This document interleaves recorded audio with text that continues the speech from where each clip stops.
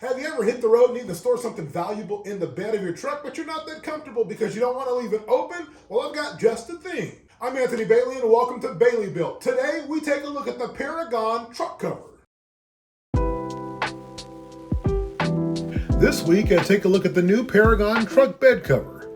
This model is the XRP Rugged Matte Finish. The total cover collapses down to only 6 inches of space in the bed and can be removed in about 30 seconds.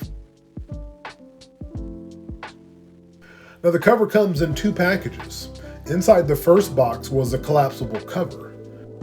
I also found the case containing a warranty information, packing slips and packing list, along with a user manual that was made specifically for my truck. Among the hardware were these non-drill brackets or quick clamps. There was various mounting hardware packs and gas springs. There was also 2 ramps. These will allow the truck bed cover to be folded down, collapsing and stored in the front of the bed. If you find that you're missing any items, there is a website and a phone number where you can call for support.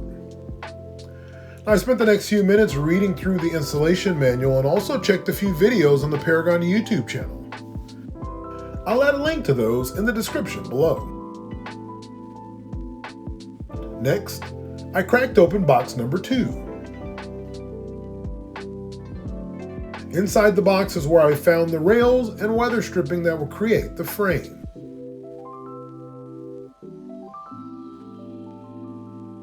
Inside the user manual, you'll find this list of required tools. Most of them you can find in a basic toolbox. I can add links to my tool sets in the description below.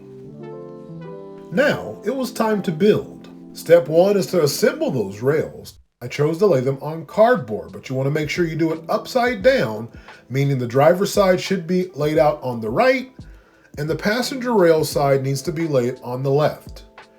On the ends of each rail, you can see Paragon printed on it. That end needs to connect to the cross brace. To connect the rails, locate the necessary tools and bolt bags. Connect the corners, then insert the bolts and the nuts. You can hand tighten it first. Following that, I used a socket wrench to tighten the end down of each rail. I was careful though, not to over tighten. With the rails in place, it was time to add the ramps. Now I started by using the ramps identified with the driver stamp on it and put that in on the right side. You'll need to add 2 mounting screws into the T-slots to make it work. Next, I attached the ramp.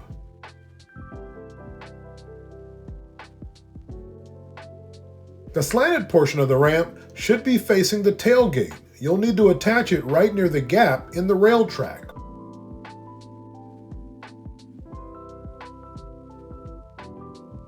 The front section of the rail can sit where it lands naturally once the slanted part has been attached. You can repeat the same process on the left side with the passenger ramp.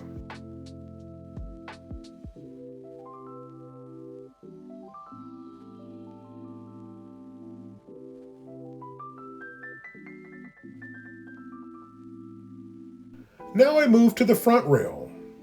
I started by using an alcohol swab to clean the entire track. Once it was clean, I attached the weather stripping, running it across the full rail and then notching out the corners of the cross brace.